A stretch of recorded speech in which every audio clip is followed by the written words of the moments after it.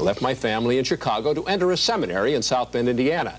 And when I read about the Archbishop's assignment from the Pope, it made me kind of wonder what had happened to the rest of the boys who, like me, had chosen that road so many years ago. Could their story shed some light on the forces that are changing the church today?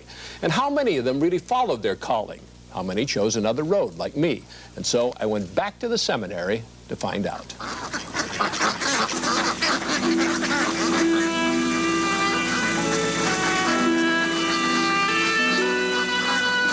Across the lake, what had been the seminary, the same first glimpse I had at age 14, driven by my father and wondering what lay ahead.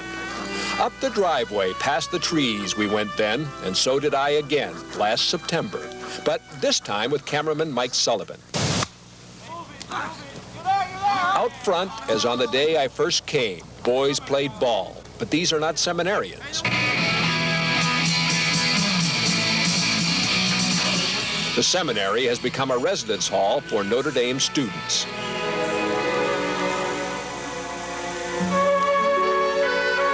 This is how we looked more than 30 years ago. Boys 14 to 18 in picture best. Priests and brothers of the Congregation of Holy Cross in their cassocks. Actually, this picture was taken a year before I arrived.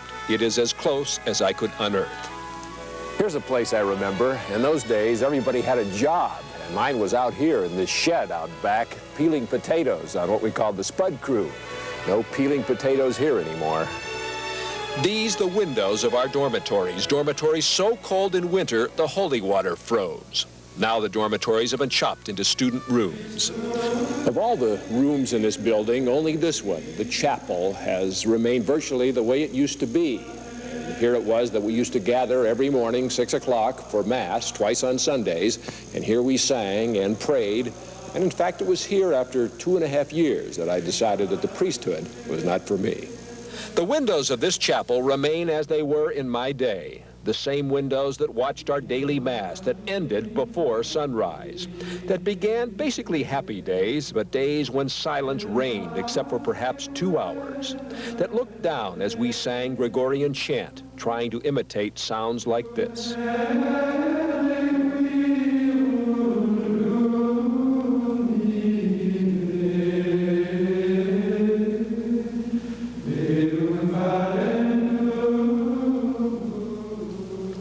The women we saw then were mostly saints on chapel windows, nuns who fixed our meals. So imagine coming back not to billiards in our old rec room, but to ballet. Yes, in a room that never saw a woman in my seminary days, Notre Dame now runs a co-ed dancing class. They have no idea what this sight does to a memory.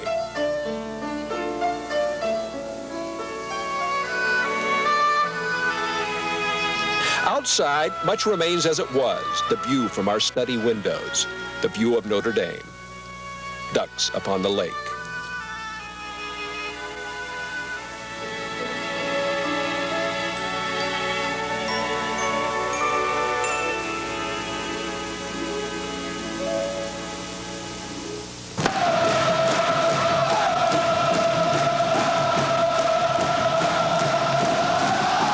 A Notre Dame football pep rally, and being allowed to attend them was one of the benefits of being a seminarian on the Notre Dame campus. And you better believe this spiced up the life of a 14-year-old seminarian. But this was the rare jolt to a quiet life.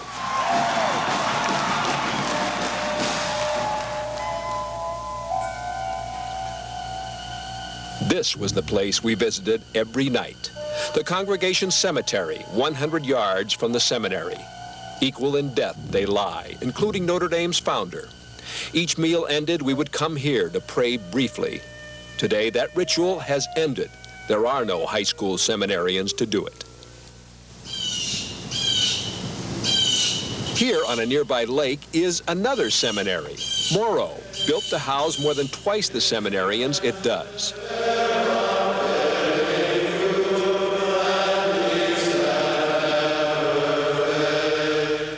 No more accepting high schoolers. These are at least high school graduates, many of them out of college several years. They are taking classes at Notre Dame, and what a difference from the seminarians of my day. No religious clothing, no rising together, silence no longer golden. This, the only get-together for common prayer on this day, a freedom we never knew. But, says seminary director Tom Smith, looks can be deceptive. It's not leeway without accountability, though. It's, they are generally really honest with us about the questions they're facing. And we will ask them, how many times are you at prayer a week? You know, are you there regularly? And if not, what does that say to you about vocation, about your commitment? But my search was not primarily into today's seminarians, but for yesterday's, my classmates, and how the priesthood has changed.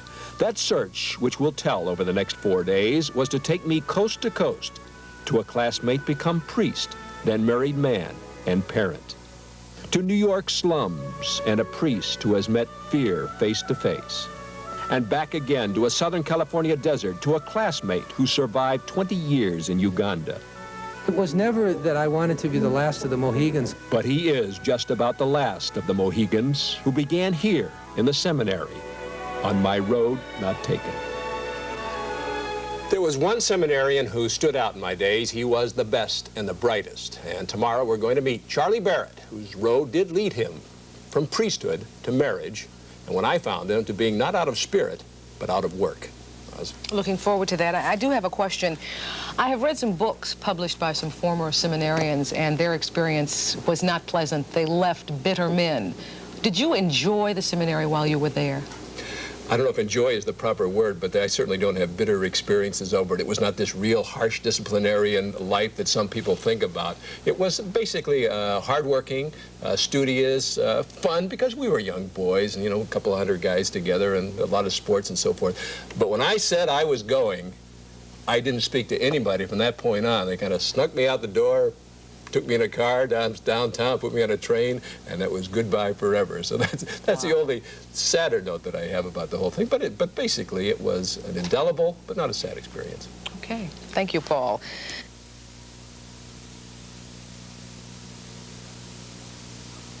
Going back can be both rewarding and painful. You really don't know what you're going to find. In the second report on what happened to the seminarians who 30 years ago were my classmates, we're going to focus on the man I was most interested in finding. Now, more of The Road Not Taken in search of what it tells us about the church and its priests today. Back to South Bend, Indiana.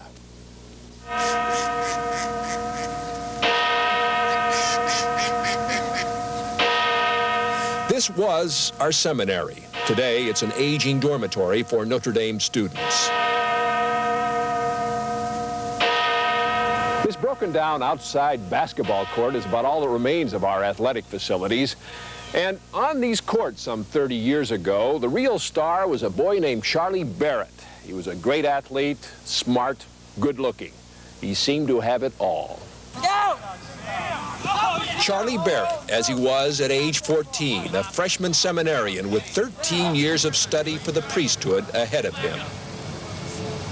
Of the 72 who began at the age of 14, only 2 were ordained priests. One was Charlie Barrett, and the other Ralph Luzak, who dropped dead on the streets of San Francisco 13 years ago, and who is buried here in the Congregation Cemetery on the campus at Notre Dame.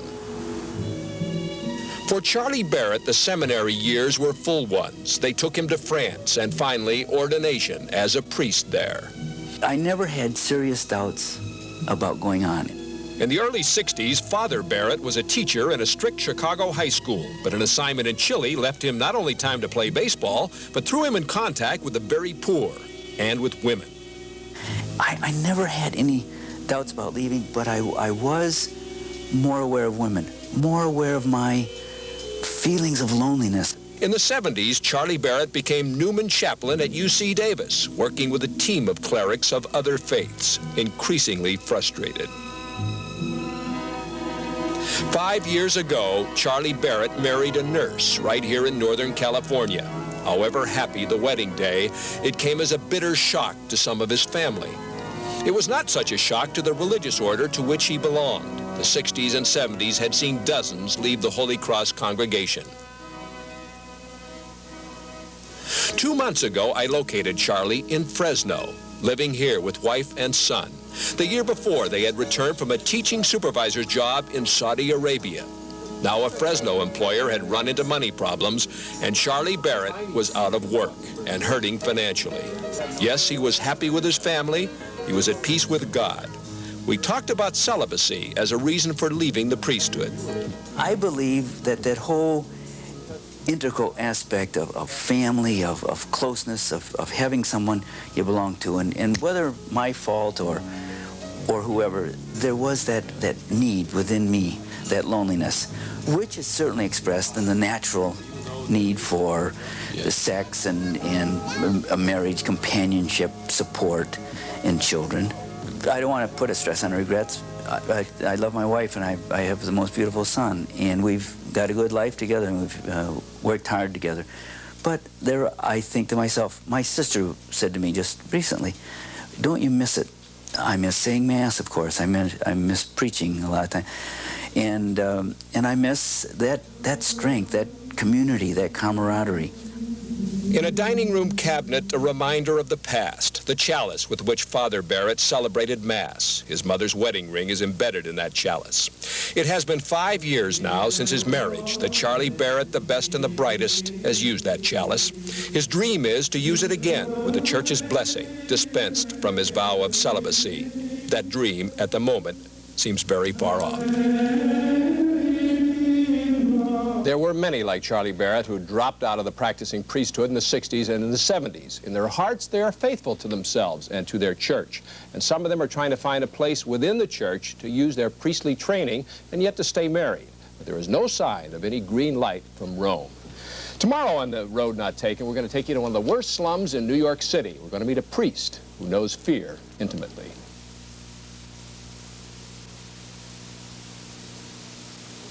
Time now for the third stop on The Road Not Taken, my series of reports on what has happened to the boys that I studied with for the priesthood some 30 years ago. We are also looking at the changing nature of the priesthood. And in going back to that seminary in South Bend, Indiana, I found that the direction priests have taken have changed. Now back to that seminary. It was a place to quiet the souls of dozens of energetic boys who looked out day after day on scenes like this. There's a real potential for danger in all this beauty and this tranquility here. It is light years removed from some of the real problems that a priest may have to deal with. The problems, for instance, of the inner city. That was something we didn't think much about in my day. But my search for what had happened to my classmates and what has happened to the Holy Cross Fathers led me far from such scenes. Led to Bedford-Stuyvesant in Brooklyn, to a neighborhood with 7,000 burned out or abandoned housing units, where poverty and crime and riots have made Bedford-Stuyvesant a reality and also a symbol of inner city problems.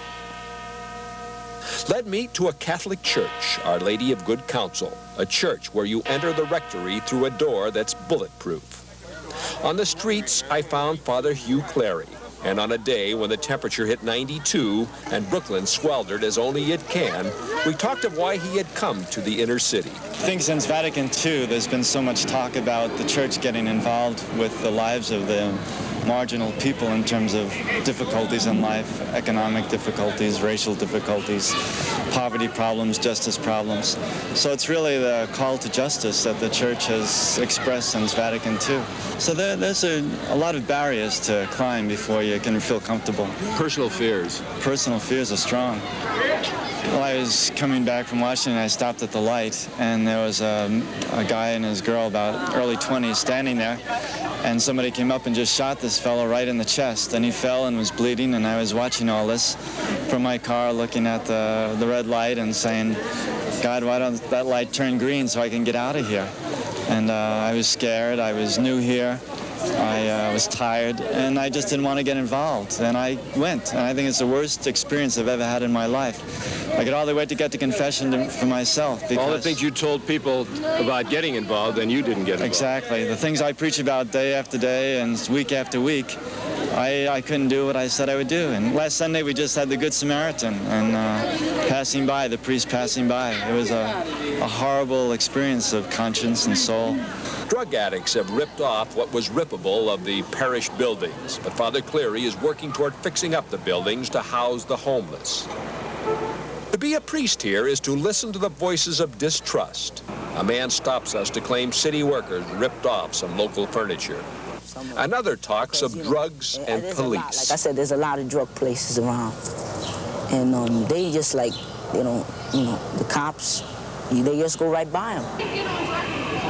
It's wrong to think of this neighborhood as all bad. There is much good. Its people welcome commitment in the priests who have come.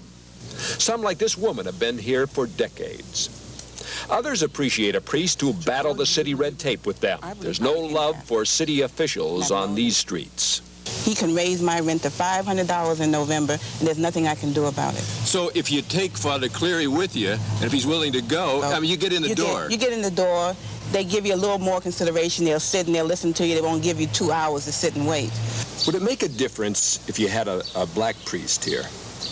I don't think it'll make any difference. It would be nice to see one, but I don't really think it'll make any difference because I don't think it's the color of the man, it's his integrity.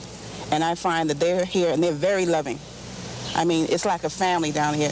We don't consider them priests. You know, you call them by their first name and they come to visit you and they don't just take care of you, they take care of your whole family.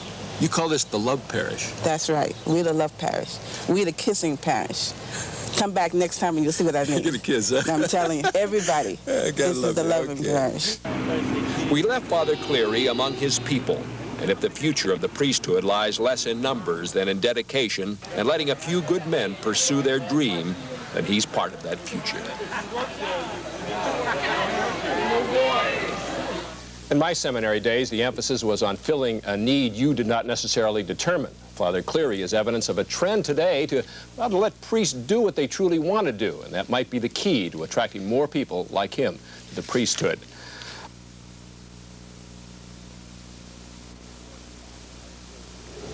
The fourth stop in my series, The Road Not Taken, is a rather exotic one, and once again it takes us in search of my seminary classmates of more than 30 years ago, boys I studied with in South Bend, Indiana.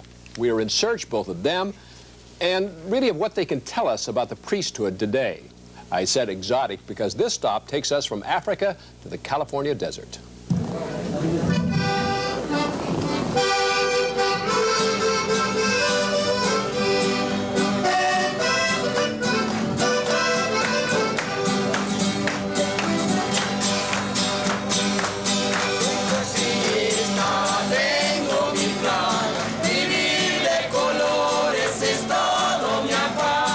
Jack Keefe today in the Coachella Valley of California. Of the 60 boys who began with me as seminarians, only he and one other made it to the priesthood. Years ago, I could never have imagined the path he would take to this Mass, a path I probably would have shared had I remained.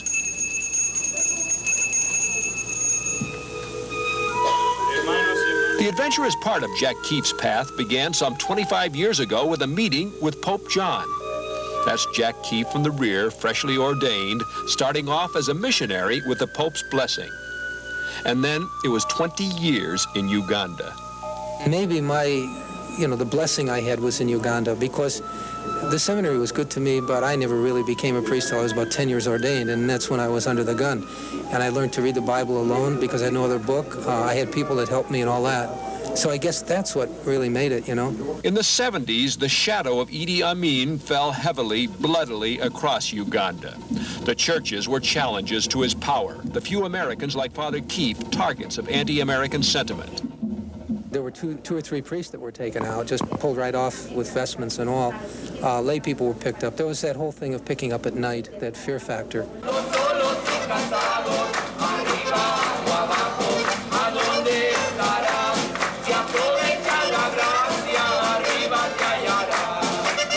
After 20 years, Jack Keefe came home to stay, to work among the Spanish-speaking Catholics. And it was here, in a borrowed church hall. Among the other faces of Palm Springs, the ones you won't find on the tourist brochures, it was here that I found him after some 30 years. The occasion, an emotional ending to a 3-day retreat for those joining a layman's organization called Cursillo. Men and women speaking of personal troubles and, emotionally, how it was helping. It is a Sunday afternoon of much emotion, but a Sunday also where great joys are mixed with what have to be called some sorrows. De colores, hermano. They speak of the victories and defeats of everyday life which have brought them to this crossroad in their spiritual journey. Era muy duro para mí. In this layman's group, Father Jack Keefe is probably less leader than helper. We talked of the church, of how it can get more priests, and of what makes Jack Keefe tick. I really think the whole thing is trying to be, what is the holy man in this situation here? I saw it in Africa very well. It was the medicine man. In India, the few times that I was there, and and all of that, I saw those people in the shrams and all that. They say something, and I think there's a base core of people here that they're looking for people that are trying very sincerely and simply to move with God. And I believe that if we could do that, if I could do that, that's all that's expected of me as priest. And when I stand at the altar, that's what I'm about. And when I'm in someone's home, that's what I'm about. I may do other things, and I may get into schoolwork, or I may visit homes and talk about kids not being in school and the dope problem. But basically, I'm trying to be a holy man in this situation. And it's a real challenge, as it was in Africa and elsewhere. But that's what I see it as.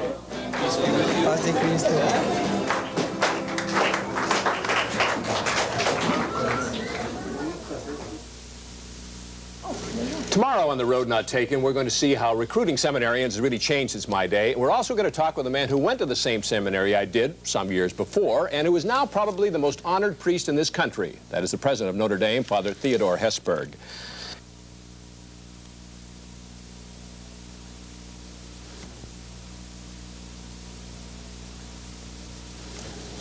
This is our last stop on The Road Not Taken, my search for the boys with whom I studied for the priesthood some 30 years ago. We have also been searching for some changes in the priesthood itself, for clues to what many regard as a real crisis in the priesthood. And so we are going back to that old seminary in South Bend, Indiana, and to people I once knew. Yes. Charlie Barrett, my classmate who became a priest and married and had a son. For him, as for so many who took the vows of celibacy, it was a vow he could not keep. I believe that whole integral aspect of family, of closeness, of having someone you belong to, and whether my fault or whoever, there was that need within me, that loneliness. Looking back across the more than 30 years to the boys we were, I wondered, how did the others, those few who went on to the priesthood, who kept their vow of celibacy, how did they take the years without a woman? Frank Zagoric was to spend 20 years in Uganda as a missionary. He is now a parish priest in the Midwest. I don't want to speak in such a way that I'm putting it down, that it isn't a strong attraction or a strong feeling, because I would be less than honest if I said it wasn't there. But like almost anything else in life, if you have certain ideals that you're going to aim for, certain things have to be sacrificed if your ideals are going to become a reality. Frank Zagoric was only about 15 when he and I were seminarians here. It was a closely regimented life, cut off from women. Even later, when I had left and Frank would attend college across the lake at Notre Dame as a seminarian.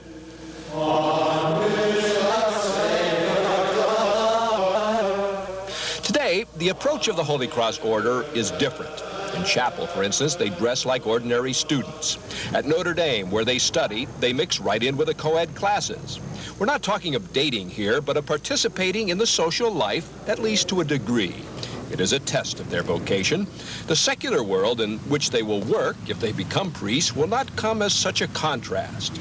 No longer does the order accept 14-year-olds like me as seminarians. The approach had to change. Obviously, there were a lot of people that left seminaries, and we saw that we were spinning our wheels. We were spending a lot of money, effort, manpower, and for the results, we had few people ordained. Now the seminarian is older, often out of college a few years, not the immature teenager to be regimented and protected. And I think it was a thought that I had had for a long time. It kept coming back, and I decided to give it more thought and maybe take a more mature approach to understanding what I felt to be a calling. And so that is kind of what put the thought process in line. The Holy Cross Order is doing well. 30 new seminarians this year, double the usual. Inquiries from across the country. Each flag represents a man who's interested. For every 5 who ask, 4 will be turned down after interviews and testing. The key is zeroing in scientifically on the promising. Years ago, they thought someone called you to religious life, and you came, and the community would test that call. And the test would end if you were not able to fulfill the requirements of the life.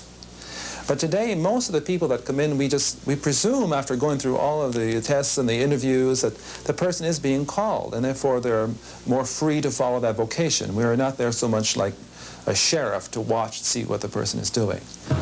Here at Notre Dame, the Holy Cross Fathers number among their members perhaps the most influential priest in the United States. That is the president of this university, Father Theodore Hesburgh. Holder probably of more honorary degrees than any living American, Father Hesburgh entered the seminary at the age of 17. They wanted him even earlier in those days. I remember a priest telling my mother that I should come out here to high school, and she said, nothing doing, he's going to high school here. And he said, well, if he doesn't go to the seminary now, you know, at age 12 or 13, around there, he might lose his vocation. She says, if he loses his vocation growing up in a Christian home, he doesn't have one. And I think that was still a pretty good answer. Do you think, Father, that the church may have to make major changes in order to attract priests? I really don't think that we're going to have this kind of problem attracting good people here now. I can't obviously speak for parishes across the land or for other kinds of apostolates, but I must say that in this institution, many young men, very promising young men, talented, intelligent, dedicated, are attracted to this kind of life and want to come here and want to be part of it. Grant faith to our brothers and sisters and bring them on the last day. The Holy Cross Order must be doing something right with these seminarians. Of 82 priests ordained over the past 10 years, only 1 has left. And that is a startling contrast to those of my generation. 30 of them, with PhDs, for instance, left the priesthood during one stretch.